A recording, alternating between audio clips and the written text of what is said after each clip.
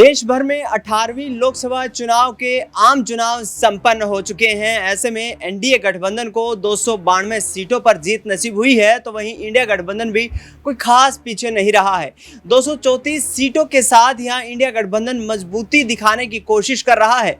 लेकिन अब भारतीय जनता पार्टी, जो कि इस लोकसभा चुनाव में सबसे बड़ी पार्टी के रूप में तो उभर करके सामने आई है, लेकिन एक तरफा यहाँ पर माहौल बनाने के लिए, या यूं कहें कि एक तरफा बहुमत हासिल ना करने के लिए सरकार बनाने को लेकर के यहाँ पर चुनौतियों का सामना करना पड़ रहा है।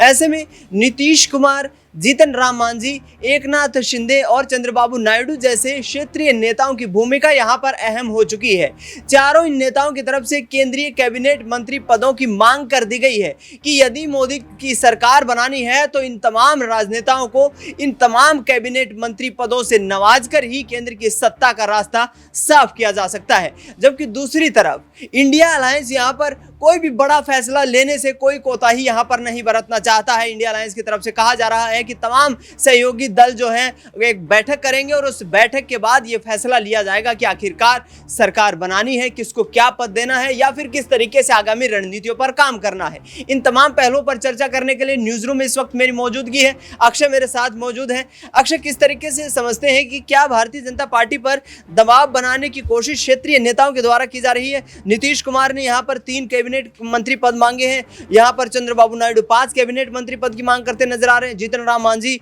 और इसके साथ साथ शिवसेना, यहाँ पर एकनाथ शिंदे गुट के जो नेता हैं वो भी यहाँ पर केंद्रीय कैबिनेट मंत्री पदों की मांग करते नजर आ रहे हैं। तो क्या यहाँ पर बीजेपी थोड़ा सा अंडरडॉग साबित होती नजर आ रही है? बिल्कुल, देखिए इस बात में कोई दौराय नहीं है। और जो 240 पर सिमटी है बीजेपी, जो अल्पमत में बीजेपी रह गई है, उससे अब उस पर जो सहयोगी दल है वो दबाव बना रहे हैं। और आपने यहाँ पर टीडीपी का जिक्र किया, नीतीश कुमार का जिक्र किया, एकनाथ शिंदे का जिक्र किया, आपने कहीं ना कहीं जीतन राम मांझी का जिक्र नहीं किया। महज एक सीट पर उनकी पार्टी, या कहीं वो खुद चुनाव लड़े, गया से सांसद बने और सीधा केंद्र में मंत्री बनना चाह रहे हैं यहाँ पर, क्योंकि यहाँ पर बीजेपी के पास अब पूरी यहाँ पर शक्ति नहीं है। आप देखिए, यहाँ पर गौर करेंगे तो पिछली 2 सरकारें जो रही हैं एनडीए की, अगर पिछली सरकार में भी आप देखिए यहाँ 2019 में, तो प्रधानमंत्री नरेंद्र मोदी बीजेपी से, केंद्रीय गृह मंत्री अमित शाह वो बीजेपी से, मुख्य केंद्रीय रक्षा मंत्री राजनाथ सिंह वो बीजेपी से, विदेश मंत्री एस जयशंकर वो बीजेपी से। तो प्रमुख जो मंत्रालय रहे हैं वो बीजेपी के नेताओं के पास रहे, लेकिन अब वो चीज यहाँ पर नहीं है। स्वास्थ्य मंत्रालय की भी यहाँ पर बात रख दी है, केंद्रीय सड़क एवं परिवहन मंत्रालय की बात टीडीपी प्रमुख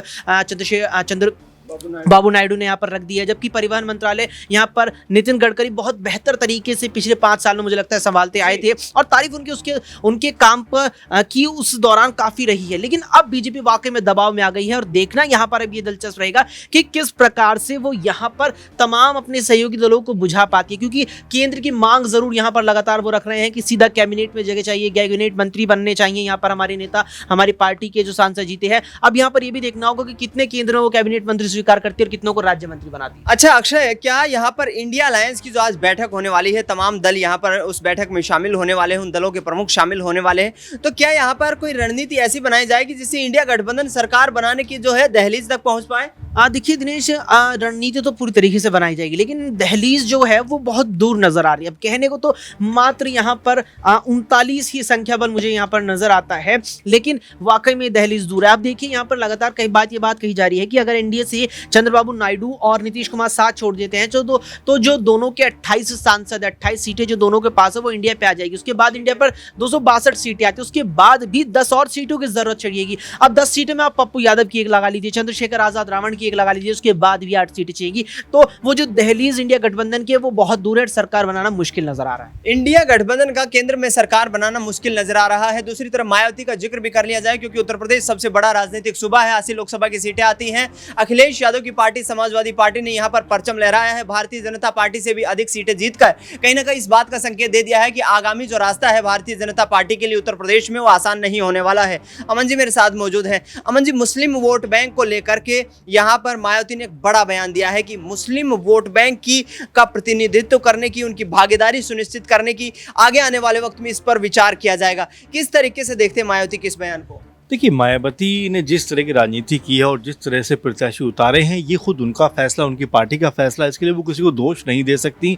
अब जबकि उनके हाथ कुछ लगा नहीं उत्तर प्रदेश में, तब उनको याद आ रहा है कि इनको जो प्रत्याशी नहीं बनाना चाहिए था, इनको टिकट नहीं देना चाहिए। लेकिन जिस तरह की रणनीति उनको चुनावों से पहले अपनानी चाहिए थी, उससे वो कोसों दूर रही। आपको याद होगा कि इंडिया गठबंधन ने कहा कि भाई आप हमारे साथ आइए, हमारे साथ आप रहेंगी तो पीएम पद भी आपको ऑफर किया जाएगा। अखिलेश यादव ने कई बार उनसे आग्रह किया, लेकिन मायावती ने साफ मना कर दिया और कई तरह से अखिलेश यादव के ऊपर वो तंज कसती हुई नजर आई। लेकिन जो रिजल्ट सामने आया वो ये बताता है कि अब जो बसपा की एक समय हवा उत्तर प्रदेश में हुआ करती थी राजनीति में, वो हवा पूरी तरह से खत्म हो रही है। पूरी तरह से जो वोट बैंक है उनके पास छिटकता हुआ नजर आता है। वहीं अगर आज़ाद की बात करें, जो नगीना सीट के ऊपर एकमात्र अपनी पार्टी से प्रत्याशी थे पूरे उत्तर प्रदेश में, और नगीना सीट पर जिस धमाकेदार जीत के साथ उन्होंने आगाज किया, बताता है कि भले ही उनके साथ कोई बड़े नाम ना हो, भले ही उनके साथ बड़े चेहरे ना रहे हो, इंडिया गठबंधन ना रहा हो, लेकिन जिस तरह से उन्होंने चुनाव लड़ा, उन्होंने बता दिया कि चुनाव लड़ने का सही तरीका क्या होता है। वहीं बसपा ने बड़े कह सकते हैं जोश के साथ में एक तरीके से आकाश आनंद को उतारा कि वो पार्टी की नैया को पार लगाएंगे, लेकिन उन्होंने तो उतारने के बजाय पार्टी को डुबाना शुरू कर दिया। और ये मेरे ख्याल से मायावती के लिए सबसे ज्यादा खराब फैसला रहा कि उन्होंने बीच चुनाव में आकाश आनंद को एक तरीके से घर बैठा दिया। अमन जी, प्रधानमंत्री ने एक बयान दिया है कि कई बार हार जीत जो है ये होती रहती है, तो क्या बीजेपी यहाँ पर पूर्ण बहुमत ना लाने के कारण इंडिविजुअल पार्टी यहाँ पर कोई किसी तरीके की यहाँ पर परेशानियों में दिखाई दे रही है, और प्रधानमंत्री के इस बयान को किस तरीके से देखते हैं? देखिए, बिल्कुल, अगर पूरे बहुमत से अगर वो होते तो जाहिर बात है कि उनका कॉन्फिडेंस कुछ और लेवल का होता। कल रोड शो की तैयारी थी, तमाम चीज़ों की तैयारी थी, लेकिन जैसे ही उनको पता लगा या जो परिणाम सामने आया कि भाई 240 के आसपास का मामला है, तो उन्होंने बोला कि चलिए घर ही में रहना ठीक है। तो आप समझ सकते हैं कि यही कॉन्फिडेंस होता है कि जब आपको बम्पर जीत मिलती है तब आपका चेहरा कुछ और कहता है। वहीं जब आप बहुमत से पीछे रह गए तो यही मोदी जी हैं आज कह सकते हैं मीडिया के सामने आकर बात भी नहीं कर रहे। तो ये बताता है अपने आप में किस तरह से जो आपको जीत मिलती है उसके मायने क्या होते हैं। यहाँ पर कम से कम जो अंतर है कह सकते हैं बहुमत का 30-40 सीटों का, अब उनके ऊपर डिपेंड रहना पड़ेगा दूसरे दलों के ऊपर, क्योंकि लगातार ये कोशिश हो रही है, चाहे टीडीपी हो या जेडीयू हो, या हम देख रहे हैं कि चाहे जीतन राम मांझी हो या जो कह सकते हैं चिराग पासवान हो, सभी लोग अपने लिए मंत्री पद चाह रहे हैं, कहीं के मंत्रालय चाह रहे हैं। तो ये चीज़ों का बंटवारा करना अपने आप में बड़ा मुश्किल हो सकता है, क्योंकि टीडीपी ने कह दिया कि भाई 5 बड़े मंत्रालय हमें चाहिए। इसके अलावा कह सकते हैं नीतीश कुमार भी यही बात कहते हुए दिखाई पड़ते हैं। तो कई तरह की चीज़ें हैं जहाँ पर अब बीजेपी फंसती हुई दिखाई पड़ रही है। बिल्कुल, बीजेपी अब मुश्किलों में दिखाई पड़ रही है, क्योंकि प्रधानमंत्री नरेंद्र मोदी ने खुद ये बयान दिया है कि हार जीत कहीं ना कहीं राजनीतिक रणनीतियों का एक हिस्सा है और इस पर ज़्यादा सोच विचार करने की बजाय आगे बढ़ने पर विचार किया जाना चाहिए। शालिनी मेरे साथ मौजूद है। शालिनी, किस तरीके से देखती हैं, यदि यहाँ पर सरकार बना ली जाती है, टीडीपी को खुश कर लिया जाता है, नीतीश कुमार को खुश कर लिया जाता है, यहाँ शिवसेना को खुश कर लिया जाता है, या फिर जीतन राम मांझी को भी उनकी उम्मीदों के अनुरूप यहाँ पर जो है पद मिल जाता है, क्या ये सरकार जो है उतनी स्थिरता के साथ चलती हुई देख पाएंगी? क्या 5 साल निकालना यहाँ पर या 5 साल तक उन फैसलों को ले पाना प्रधानमंत्री के लिए इतना आसान हो पाएगा? दिनेश, ये बिल्कुल नहीं कहा जा सकता कि अब ये 5 साल काटना आसान होगा, क्योंकि इस बार जो सरकार है वो सिर्फ ये नहीं कह सकते कि बीजेपी के दम पर है, क्योंकि इस बार कई दल शामिल है इंडिया गठबंधन में, और ऐसे में ये बिल्कुल कहा जाएगा कि अब बीजेपी को जो भी निर्णय लेना होगा वो बहुत ही सोच समझ के लेना होगा। साथ ही वो अकेले अपनी बलबूती पर कोई निर्णय लेती हुई नहीं दिखाई देगी। ये कहा जा सकता है कि अगर बीजेपी किसी भी प्रकार का कोई निर्णय लेगी तो ऐसे में उन जो दलों की सहमति लेना बहुत ज़रूरी होगी जिनके बलबूते वो यहाँ पर सत्ता में काबिज होते दिखाई दे रहे हैं।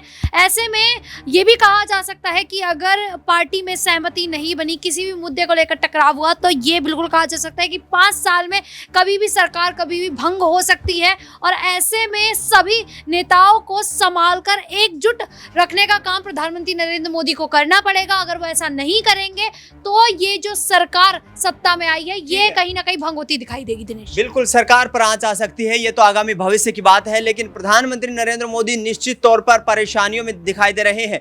ऐसे में आधुनिक भारत में 10 साल तक एक छत्र राज करने वाली भारतीय जनता पार्टी इस 2024 के लोकसभा चुनाव में अति आत्मविश्वास में कहीं ना कहीं नजर आई। प्रधानमंत्री नरेंद्र मोदी को ये उम्मीदें थी कि राम मंदिर, हिंदुत्व और इसके साथ साथ तमाम यूसीसी जैसे मुद्दों के आधार पर देश की राजनीति को साथ लिया जाएगा। लेकिन जमीनी स्तर पर जब भारतीय जनता पार्टी उतरी तो उस वक्त उन्हें लगा कि यहाँ पर मुद्दे कुछ विपरीत हैं और उन मुद्दों को यहाँ पर भुनाने के लिए विपक्ष ने जबरदस्त घेराबंदी की। उत्तर प्रदेश से लेकर महाराष्ट्र तक इंडिया गठबंधन का परचम लहराता हुआ नजर आया।